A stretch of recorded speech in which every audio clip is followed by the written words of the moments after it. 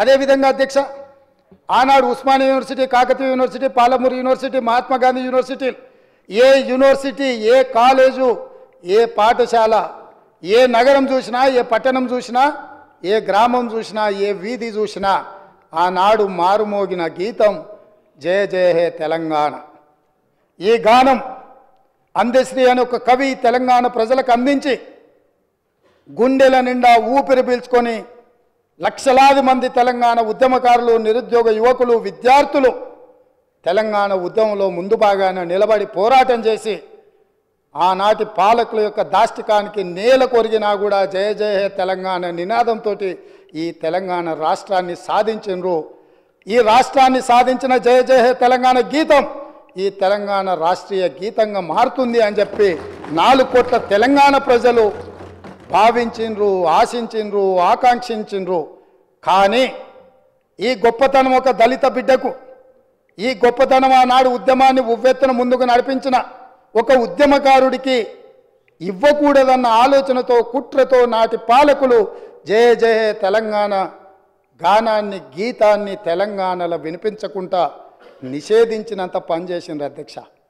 అందుకే ఈరోజు ఆ ఉద్యమ స్ఫూర్తితో ఉద్యమాలను గౌరవించే పార్టీగా, ప్రజల పోరాటాలను గుర్తించి, ప్రజల యొక్క ఆకాంక్షలను మన్నించి, ప్రజల యొక్క ఆలోచనలకే అనుకూలంగా పరిపాలన అందించిన పార్టీగా జయ హే జయ హే తెలంగాణ గీతాన్ని రాష్ట్రీయ గీతంగా ఆమోదించినాం.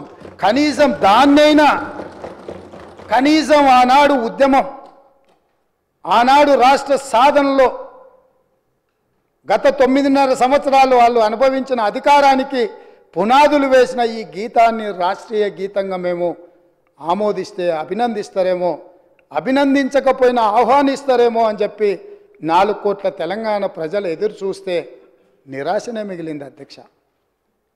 మేమేమన్నా అతిగా ఏమైనా ఆలోచన చేస్తున్నామా, అతిగా ఏమైనా ఆశిస్తున్నామా, లేకపోతే ఏమైనా అడగకూడని ఆశించింది ఏమైనా మేము ఆలోచన చేస్తున్నామా నాకైతే అర్థం కాలేదు అధ్యక్ష.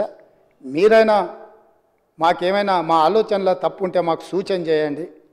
ఇన్ని గొప్ప నిర్ణయాలు తీసుకున్న ఈ ప్రభుత్వాన్ని అభినందించడానికి ప్రతిపక్ష నాయకుడిగా వారు అక్కడ కూర్చొని ఈ ప్రభుత్వం ఈ మంచి చేసింది, ఈ మంచిని మేము ఆహ్వానిస్తున్నాం, ఈ మంచి జరగాల్సిందే, ఇగో ఈ పరిపాలనలో మీరు తీసుకున్న నిర్ణయాలలో ఈ లోపాలు ఉన్నాయి, ఈ లోపాలను మీరు మార్చుకోండి, ప్రజలకు మంచి పాలనను ఇవ్వండి అని ప్రధాన ప్రతిపక్ష నాయకుడు అక్కడ కూర్చొని సూచన చేసినుంటే వారి గౌరవం పెరిగేదే తప్ప వారి గౌరవం తగ్గదు అధ్యక్ష. ఆ కుర్చీ అట్లా ఖాళీగా కనిపించడం ఈ సభకి ఏమైనా శోభ తెస్తుందా అధ్యక్ష?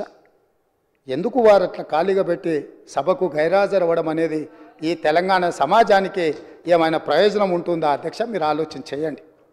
ఎందుకు అనంటే ఈ రాష్ట్రం మనది, ఈ ప్రాంతం మనది, ఈ నేల మనది, గాలి మనది, ఈ ప్రాంత అభివృద్ధి మనది. ప్రజాప్రతినిధులుగా మన బాధ్యతను నెరవేర్చాల్సిన అవసరం ఉంది. ఒకవేళ ప్రతిపక్షం దారి తప్పితే గుర్తు చేయాల్సిన బాధ్యత సభాపక్ష నాయకుడిగా నా మీద ఉన్నదన్న ఆలోచనతోటి వారికి సూచన చేస్తున్న అధ్యక్ష. ఆ పైన వారి ఇష్టం.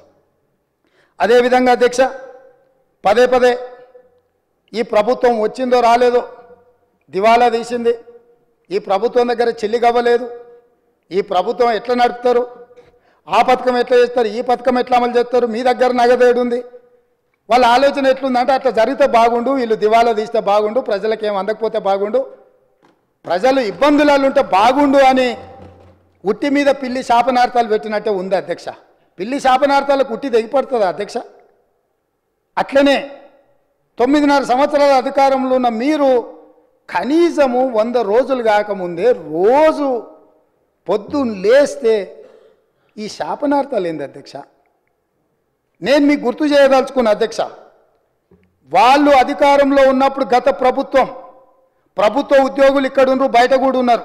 ఈ ప్రభుత్వ ఉద్యోగులకు గత ప్రభుత్వాలు ఎన్ని ఉన్నా 1 తారీఖు నాడు జీతాలు రిటైర్ అయిన ఉద్యోగులకు పెన్షన్లు ఇచ్చేది అధ్యక్ష. కానీ గత ప్రభుత్వం 25 తారీఖు వరకు విడతల వారీగా ప్రభుత్వ ఉద్యోగులకే జీత భత్యాలు ఇవ్వలేనంత పరిస్థితి, ఆర్థిక సంక్షోభాన్ని కల్పించి మొత్తం రాష్ట్రాన్ని దివాలా తీపించి ఈ రాష్ట్రంలో ఉద్యోగస్తులకు జీతభత్యాలు ఇవ్వని పరిస్థితులు కల్పించి ఆ స్థితిలో రాష్ట్రాన్ని మాకు అప్పచెప్తే కష్టపడి ఆలోచన చేసి విధి విధానాలను సవరించుకొని మా ఆర్థిక మంత్రి మా ఉప ముఖ్యమంత్రి బట్టి విక్రమార్క గారు కష్టపడి మొదటి నెల 4 తారీఖు లోపలనే జీతభత్యాలు ప్రభుత్వ ఉద్యోగుల ఖాతాలు వేసినాం. ఈసారి మొదటి తారీఖు నాడు ఈ రాష్ట్ర అభివృద్ధి కోసం అభ్యున్నతి కోసం నిరంతరం పనిచేస్తున్న ఉద్యోగస్తులకు మొదటి తారీఖు నాడు జీతభత్యాలు వాళ్ళ ఖాతాలో వేసినాం. మీరు వారి క్లారిఫికేషన్లో మాట్లాడొచ్చు అధ్యక్ష, వారు ఏదైనా ఉంటే సో మేము